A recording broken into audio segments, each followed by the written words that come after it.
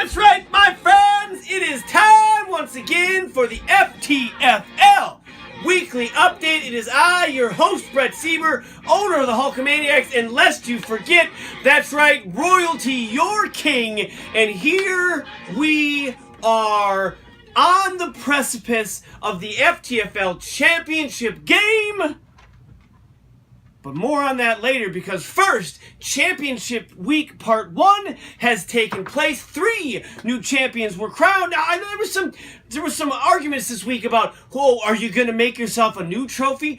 Only people who win their last game get trophies. When you win the third place game, you get a trophy. When you win the consolation game, you get a trophy. And of course, we all know that when you win the big one, not just a trophy, but a plaque, 2003 FTFL Championship. Thank you very much.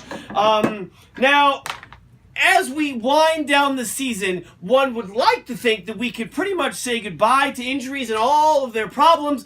Alas, that is not the case, including the upcoming Fantasy Bowl. Good Lord, even as late as of last night, yet another player on the IR. Huge implications for the Fantasy Bowl. More on that later. And I guess, well, we're continuing to talk about the Fantasy Bowl. Adam Swart, Kareem Hunt has probably resurrected himself just enough, and the fact that you made the Fantasy Bowl, albeit limped in backwards and blindfolded, you probably will be spared the Toilet Bowl.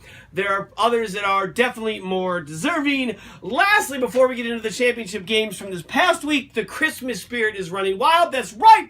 It is the Christmas episode here in the FTFL Weekly episode. FTFL Weekly update, I should say. And gifts shall be handed out later in the show. But for now, let's get to the games. First off, the Toilet Bowl Championship. I know it doesn't sound like much, but pride was on the line. The Boat Folks coming in against the Team Linkowitz and their 10-game losing streak. Make it 11. The Boat Folks resurrected themselves for one final, hurrah. I guess maybe the last time this team will play together, the super team that wasn't. 120.5 to Linkowitz's 57.5. Todd Gurley, good Lord, 41.5 points. Michael Thomas, 16.5. Melvin Gordon, 19. All of these players acquired by Sid later in the season. All of them having huge games. All of them not doing enough of that during their tenure there with the Boat Folks. That is why they're in the Toilet Bowl Championship. If you're John watching this take place, of course, Todd Gurley was yours. He's not anymore. I doubt Sid will trade him back to you, but you never know. Garoppolo, 12.5. Latavius Murray, 12.5. Winston, 26 on the bench. These are probably John's best attempts at keepers. Woo! John, you have not won since week 4. It has been 3 months. And now it shall be another, 7 months, 6 months. It's going to be a long time before you even have a chance to sniff victory lane again. Alas, Team Linkowitz, you have all those picks. We'll see what you do with them. On to the Consolation Championship, which of course I won last year. Thank you very much. Radioactive Monkeys coming in on a 2-game winning streak, taking on the Pit of Misery. Dilly. 82.5 for the Monkeys, 77 for the Pit of Misery. Dilly. Tyreek Hill, 16.5, led the way. If you're Saltmarsh, of course, you traded a second-round pick for him. Maybe he's a keeper. I guess at this point, maybe you kind of have to, or try to trade him to John, I suppose, maybe. Matt Forte, 3 points. Is this his last fantasy game ever? Maybe. Just possibly. Meaningful. We'll see. 3 in a row. Nice way to end the season. I guess you kind of look back and say, well, what could have been? If you're the Pit of Misery, you also are feeling the old what could have been syndrome. Lots of injuries early on in the season. Take this thing from the get-go. Le'Veon Bell, 18.5. Alshon Jeffrey, 10. Amari Cooper, first round pick. Amari Cooper, 0 points on the board. If you take out his 39.5 point game he had about midway through the season, Amari Cooper has 44.5 points on the season. Bart's not here to do the math. That's less than 4 points a game. First round pick. That one stings. Congratulations, your Consolation Championship. Saltmarsh Trophy is in the mail. Lastly, the 5th place championship game, of course, with your Hulkamaniacs, my Hulkamaniacs, everybody's Hulkamaniacs taking on the Architect. This game featured a lineup with one fewer player. $5, thank you. I'm not entirely sure if you dropped him to be funny or if you dropped him because you realized, oh wait, I didn't get my lineup in. It's already been Thursday. He played that day. Oh God, not again. Because you're on the seat for doing that twice, by the way. Twice. and so you dropped him thinking to pick somebody up, or maybe it just was a funny joke. I guess, haha. 96 for the Architect, 84 for the Hulkamaniacs in what many deemed a pointless game. I would have loved to have won. I mean, I've got first place. I've got third place. I've got consolation. I mean, fifth is really the last trophy. I'm sure I've won the toilet bowl game a time or two. I would have been what do they call it? The cycle. The cycle and or the grand slam of all titles. That's right. I would have been the first. The first. But that'll have to wait till next year. For the Architect, Devontae Freeman, 20.5. The Rams defense, 18. Kenyon Drake, late season pickup, 15. If you look at this team going into the offseason, you have DeMarco Murray, you have Ezekiel Elliott, you have Devontae Freeman, and now you have Kenyon Drake. 4 viable running backs. Maybe there's a trade partner there for John. It appears they both found the website at different times this year, so maybe, just maybe, some sort of connection will be made, and a trade will happen. Hulkamaniacs, Aaron Rodgers comes back, gets you 24, doesn't get the win for the Packers, doesn't get the win for me. He's back on the IR. Again, a lost season. Mike Evans, hey, welcome back. Way to show up when it almost didn't even matter anymore. 16.5. First double-digit point total in 8 weeks. 8 weeks. The Baltimore defense, 19. They were my second highest scoring player of the year. I was a first week pickup for me. I didn't even draft them. Yeah, that was the season that was. But you know what? That's okay. We've covered the championship games from this week before we get into the third place game and, of course, the FTFL championship, the Fantasy Bowl. We're going to hand out gifts.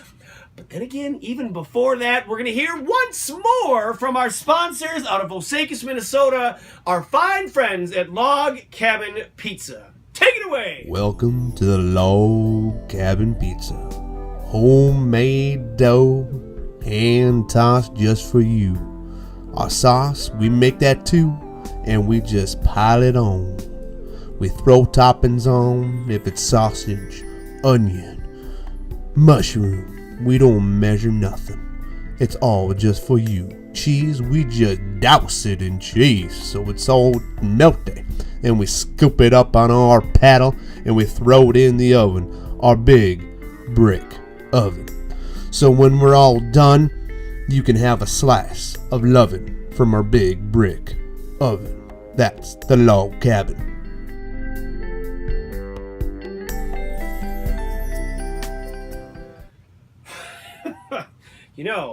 I watched that last week. I'm going to be honest. I was still kind of out of it from the surgery and all.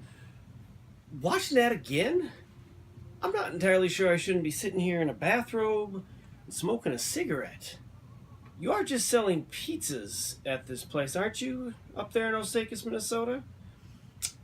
Well, it is good pizza. And thanks again for being one of the proud sponsors here of the FTFL Weekly Update. Now, it is time to get to probably one of my favorite things I did all of last year, and that, of course, is a second annual Christmas special in where I have gifts for each and every one of you, of my fellow FTFLers, because you have given me so much this year with everything you've done and everything you've been a part of that I can only, in just some small way, give back to you. So here we go, and I'll start with myself. Now, as the king, let's be honest, what all could I really want for? What does a king need? Now, I'm not going to lie, I ended the season feeling kind of blue, so I got myself a little bat blue to help with that. I think this will be just fine. Cheers to me, and hail to the king. Dilly dilly. Alright, well, moving on to people who I guess aren't me. I think we're going to start first with, let's see here. Who should we start? Well, I think Adam Saltmarsh. Adam Saltmarsh had a really interesting year. If you remember, he started the year with Melvin Gordon, Michael Thomas, and DeAndre Hopkins. He had high hopes. Now, maybe not the preseason rankings high hopes, but he looked good. He was streaky. He won some. He lost some. He won a couple, and then he lost a bunch before he won a few at the end here. I was hoping to have a book signed by my guest, I think back in week 4, a book called The Art of the Deal. But then again, I didn't really want him to stick around all that long to talk to because I really couldn't stand being by him. Alas, I did have a souvenir, though, from our guest that day. Here is the golf ball that the President of the United States hit in my general direction. Mr. Saltmarsh, it is yours. And on this side, I have written the number 17. Of course, so you don't forget that, yes, you are allowed 17 players on your roster, not 16. To you, Mr. Saltmarsh, to give you the golf ball and a Merry Christmas. Next up, I have something for Mr. Markser. Mr. Markser, you will all remember in week 3, week 4, David Johnson went down with a wrist injury, altering your season. In some ways, forcing you to trade away Antonio Brown, trying to bring in some help. Yeah, it got you to the playoffs, and it got you to the semifinals, and you are playing in the third place game this week. But boy, what could have been with David Johnson. Now, to avoid this situation next year, I have for you, Jeff Markser, a wrist guard that you can give to David Johnson. It goes on just like this. Wrap this around for reinforcements, and as you can see,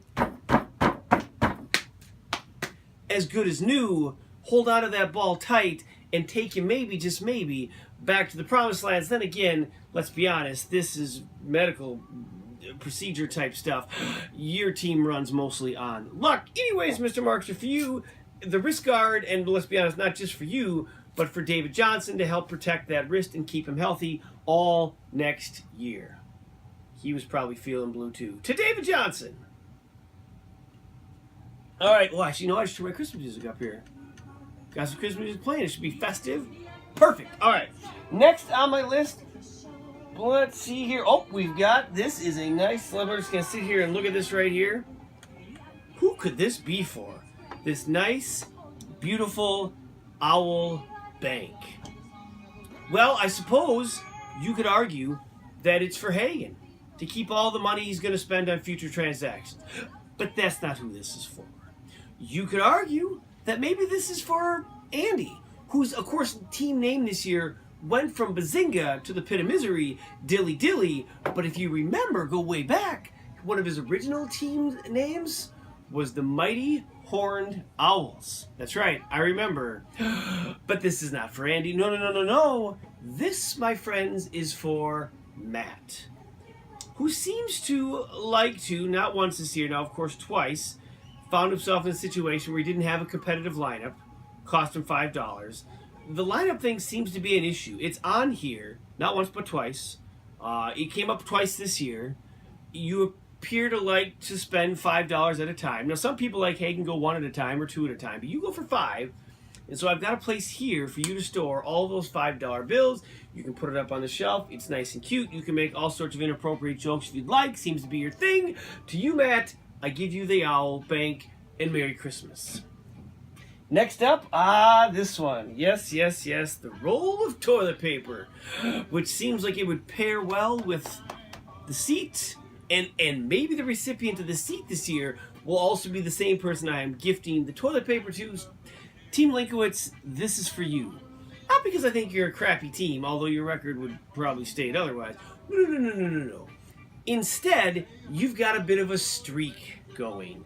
11 straight games. You haven't won in 3+ months. Now, okay, so it is December. We'll have January, February, March. Where's Bart when you need him, right? April, May, June, July, August, September. 8+ months until you get to take the field again. This, not only could it be used to help clean up the streak, but each day you can take one piece of toilet paper off, and it will help you get through the months one square at a time. As you think about the season that was lost, flush down the toilet. Now, you do have a lot of number 2s to spend in next year's draft, so maybe save some of this for then. But to you, Mr. Linkowitz, I give you the toilet paper roll and a Merry Christmas. He's probably also feeling a little blue. That's delicious. Merry Christmas to me. All right, let's see. Ooh, next up, a can of Kareem of mushroom soup. And of course, this can only go to the one and only Adam Swart. Now, let's be honest, biggest trade acquisition of the season was Kareem Hunt. After week 1, he scored 40+ points. You dumped a first, a second, and a player for a rookie who had played 1 game. And then after about 4 weeks, it seemed like the expiration date was up. Now, if I look at the expiration date on this says August 15th, 2019. This Kareem, I think, is going to be counted on maybe a little bit longer than the Kareem you've invested in. This can sit on a shelf. Yours, maybe not so much. Now, last week, he came back. And maybe this week, you're going to need it. And we'll talk more about that soon. But to you, Mr. Swart, Merry Christmas. And I gift you cream of mushroom soup.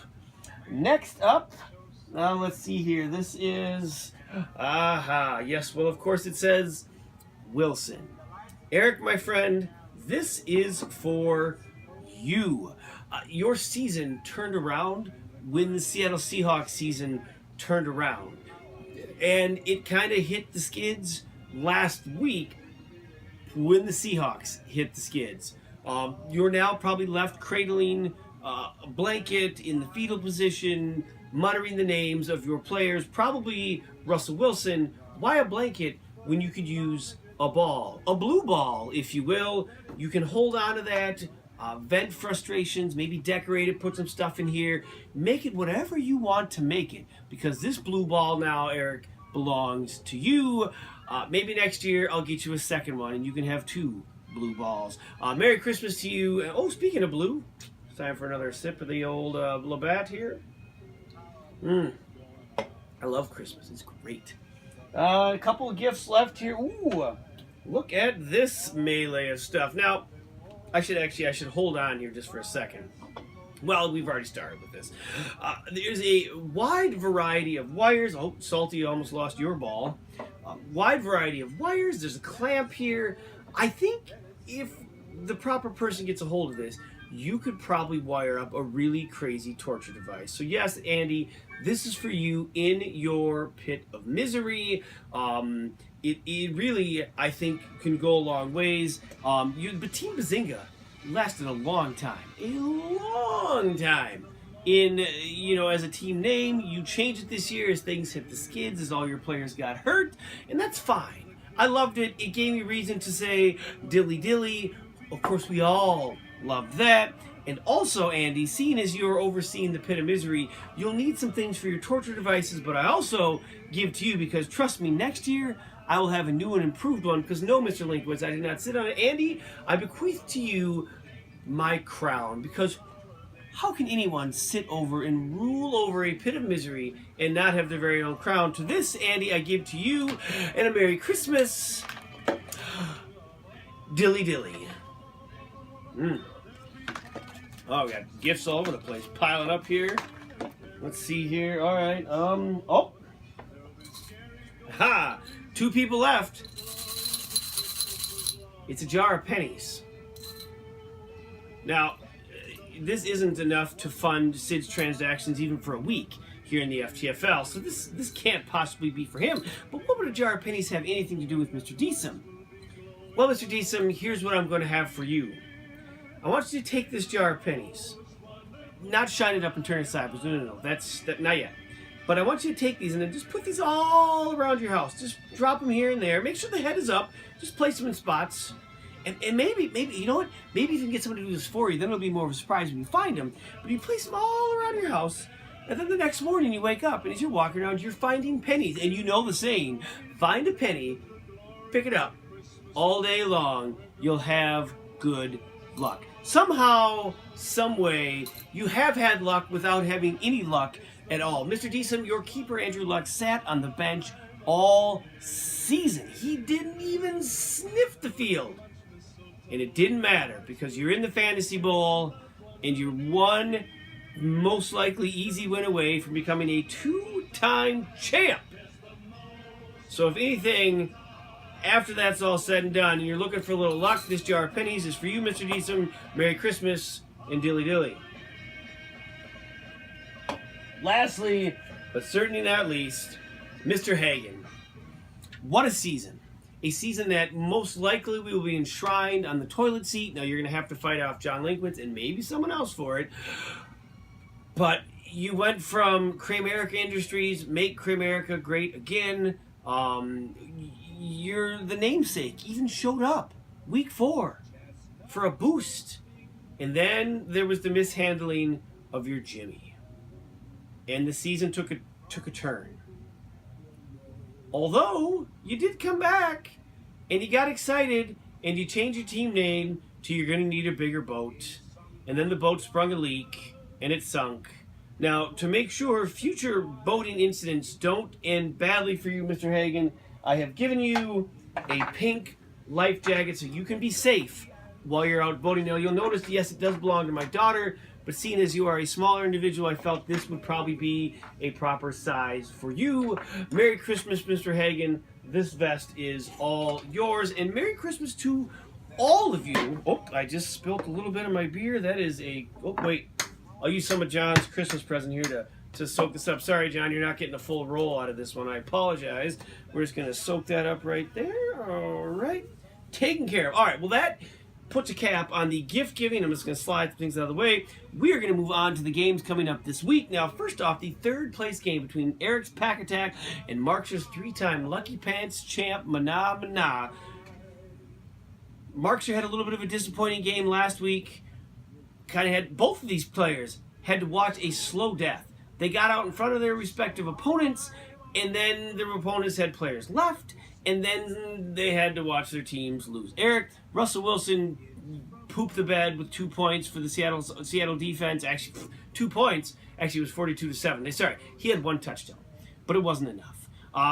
Going into this week, yes, there's money on the line. There's pride on the line. Don't forget, a third-place trophy is on the line as well, and nothing to scoff at all. If you're Eric, Jay Ajayi takes on Oakland on Monday. Markster hates playing against Monday players, but Jay Ajayi has really done nothing. A first-round pick, kind of like when I talked about Amari Cooper being a first-round pick. There's a bunch of those guys in the first round that really didn't pan out. Mr. Linkowitz already listened. I didn't say second round, but don't pretend there's a wealth of talent in the top 2 rounds of the draft. Seattle is taking on Dallas. Dallas is playing better. Ezekiel Elliott comes back. I'm guessing things won't go well for Seattle, so maybe that means things will not go well for Eric either. Lastly, Gronk taking on Buffalo. Gronk came back in a huge way after his week off, but it didn't matter. He still lost. For your marks are Cam Newton versus Tampa Bay. Earlier this year, I think it was a 17-3 ball game. Cam Newton didn't look good, but Cam Newton has been playing better as of late. It appears that Leonard Fournette is going to play this week. Could have used him last week. That was a big blow to Marks' team. And Demaryius Thomas and T.Y. Hilton are back in the lineup Demaryius Thomas is back in the lineup after not being in the lineup along with T.Y. Hilton last week. I know matchups were a thing, but they were your absolute best opportunities possible instead of starting like your second tight end, which we'll talk more about later. As of right now, the computers have Eric winning 92.3 to 83.7. Then again, it's kind of a crapshoot with fantasy football because it is all really just luck. Lastly, the last game of the year, well, outside of the Give Me One More Chance Coach Bowl, the FTFL Championship game. Ryan Deesum versus Adam Swart. Swart has been in a number of championship games. Deesum has been in a few. Finally got his first win a couple years ago. When you think Fantasy Bowl, you think the best 2 teams. You think a very competitive, potentially high-scoring game. That, for a myriad of circumstances, is probably not going to be what happens this time. Deesum comes into this game with tons of momentum. Swart comes into this game with all sorts of injuries. Antonio Brown tears a calf. Rex Burkhead, I think maybe concussion, something to do with his head. He's out. Keenan Allen was on the injury report. Looks like he's going to play. Isaiah Crowell actually now is back on the injury report. He might not play. You're going to have to start Isaiah Crowell. Yes, you're hoping for a Brown to do well to help you win the Fantasy Bowl. Derek Carr is playing against Philadelphia. He's been broken since he broke his back and not played all that well. The only receiver he throws to is Michael Crabtree, who by the way, is on Deesum's team. So those points aren't going to matter. Kareem Hunt, the one bright spot, maybe? He's playing against Miami. Good opponent, but can he score 40 like he did in week 1 and give you a shot at winning? Keenan Allen against the Jets, and like I said, Crowell having to play maybe on the injury report against Chicago. If you're Deesum, again, all of your players come into this healthy. outside of Andrew Luck. But don't worry, you got that jar of pennies. You're going to have fun with that. But just everything going your way. Mark Ingram and Alvin Kamara. Now, 2 weeks ago they played against Atlanta. Who they played this week, they combined for 9.5 points. Now, remember, though, Kamara got hurt on the first drive, was out, and the entire Saints offense went in the tank. If he's on the field, if he stays healthy, this could be a shootout, which bodes well for those two. And Julio Jones, who you did give up a first-round pick and haven't gotten much in return for outside of the 250-yard game. So, with that being said, there could be points aplenty. McCaffrey is against Tampa Bay. Again, Carolina's been heating up. There are going to be points all over the place. This might be one of the more lopsided fantasy bowls in the history of the FTFL. The computer right now has it 88.4 to 66.3. Oh, that's right, because it was higher, but then Greg Zuerlein also went on the IR. One of Swartz's most consistent and best players all season will not be playing in the game. He did something to his back. And oh, by the way, speaking of that, let's move on to the stud, the dud, and the decent, because that little last bit of a nugget ties into what we're going to talk about next. Stud of the week, this one was easy. Mark Ingram, 28.5 points.